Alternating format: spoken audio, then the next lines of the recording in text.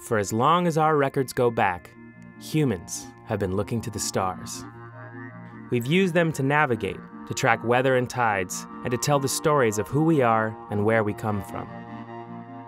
Here in East Arnhem Land, that connection to the night sky has been passed down for generations. And now it's being carried into the future, propelled by rocket fuel. We're here in Australia, and we're gonna launch some rockets. We're following 2 NASA rocket missions as they try to understand how stars make the planets around them suitable for life. I'm Miles Hatfield, and in this episode, we're talking about living with the stars. The rocket range may be new, but for the people of East Arnhem Land, an interest in the night sky is about as far from new as you can get. This is the traditional home of the Yolngu people, one of the oldest cultures on Earth. As owners of the land and partners in establishing the new Arnhem Space Center, they're enriching cutting-edge space research with thousands of years of tradition connecting them to the night sky. As the NASA crew arrived in Australia, we met Jawa Yunupingu, elder in the Gumatj clan, one of the 13 clans comprising the Yolngu nation.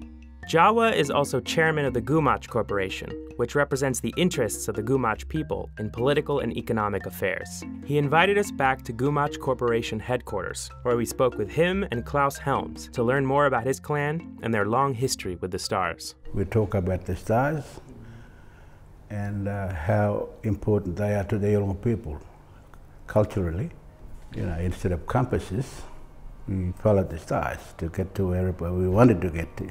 One of the stories Jawa told us was about a prominent cluster of stars known to Westerners as the Pleiades. Cultures all over the world have stories about the Pleiades, which are often portrayed as siblings. The Gumatj story tells of 7 sisters who rowed across the sky in a large canoe. The Gumatj refer to them as Julpan, the Yolngu word for canoe. I think this is kind of the Milky Way, where the stars are. Yeah. And the 7 sisters, we sing that in our song lines of the Julpan, them. This is the canoe, the Julpan. According to the story we were told, the 7 sisters fish and gather food until they reach their home beyond the horizon, where they cook it.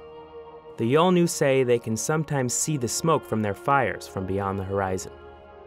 In the stories, they look down and look up at the country as well as the people that they were once, Learning these stories was a critical part of Jawa's upbringing and a tradition he hopes to uphold for the next generation. Whether it's from a painting like this, or it's stories that were handed down from generation, because that's how it happened back in the days. Everything was passed on. As the traditional landowners, the Gumatj Corporation are leasing the land to Equatorial Launch Australia and have been working with them and NASA to make the launch range a reality.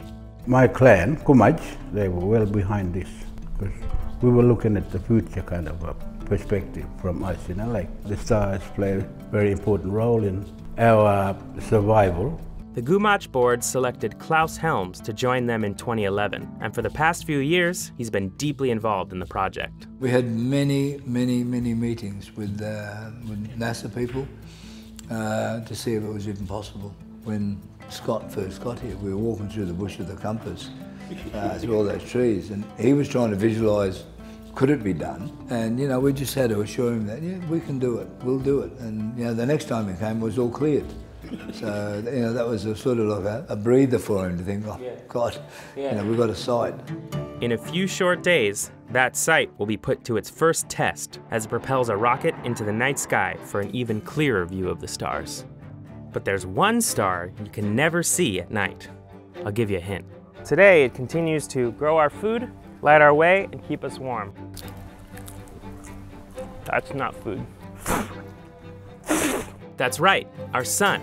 Next time, how our sun helps us understand habitable worlds elsewhere in the universe, and how it can mislead us.